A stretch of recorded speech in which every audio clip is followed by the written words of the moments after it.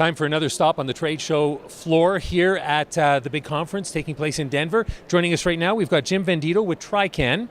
Tell us a little bit about your company, Jim. We're based out of Calgary. We're a Canadian company traded on the Toronto Exchange. We have offices in throughout Canadian GR, graphic region, throughout the U.S. We just entered the Latin America region, just entered Saudi Arabia. We're number one pumping company in Russia right now. And we're also entered the Australian market. So we are started in Canada, and we've now expanding globally. So tell us a little bit about what your company does then.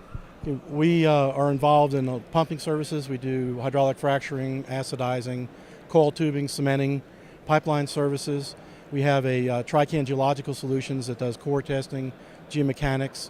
We're now entering into the microseismic business where we do both acquisition and analysis work.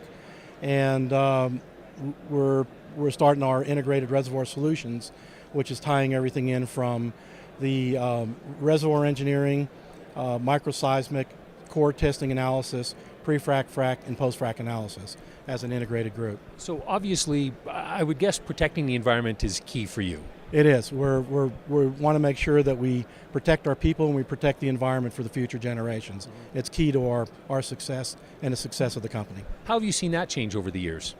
I'd say that, well, with frac focus and a lot of the attention coming up in the past, we've become more conscious of the environment. And as we develop our chemistry and our systems right now, we're very focused on environmental chemistry. So everything that we do is around the environment. Tell us, and safety as well. So tell us a little bit about fracturing, because of course it's in the news a lot these days, and you're hearing it linked possibly to earthquakes and other people saying that there are all sorts of things. What do you say to people who don't know enough about fracturing and just come up and say, tell me about it, like I just did? Okay. I've been in it for a long time. I've been at it for 40 years, and I was part of the teams that brought frac focus from Anadarko when I was at that company. The biggest thing is we're pumping under pressure, we're pumping liquids, we're pumping sand. There's not a lot of chemistry that's involved in this.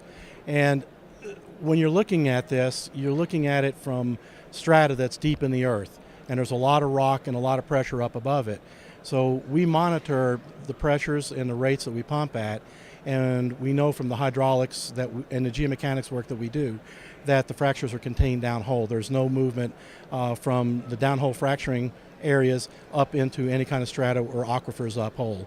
And I think when you look at the EPA studies and a lot of the studies coming out today, you're seeing that they're also agreeing that you're not seeing contamination of any kind of groundwater aquifers with the system. With, I guess again, with all that publicity that's coming out, one of the things that people are talking about here is trying to change the image of the industry. And I'm guessing the fracking industry has a good job at hand here. We do, but I think that the industry's come together as a whole. You're seeing the operators and the service companies all working together, and they're coming up with a common theme, going out into the communities and talking to the community leads and the people, and trying to talk to them about what is hydraulic fracturing, how long it's been around, and basically the environmental impact or non-impact from the pumping of the hydraulic fractures. And I imagine the technology has changed a lot when it comes to this industry over the years, whereas things that may have been acceptable 15, 20 years ago are not anymore, and you've changed and improved? Yeah, that's a fair statement. I think a lot of the chemistries that have been developed over time, especially now, is very focused on the environment. There's a better understanding of the chemistries. There's new and novel technologies coming out every day that's being investigated.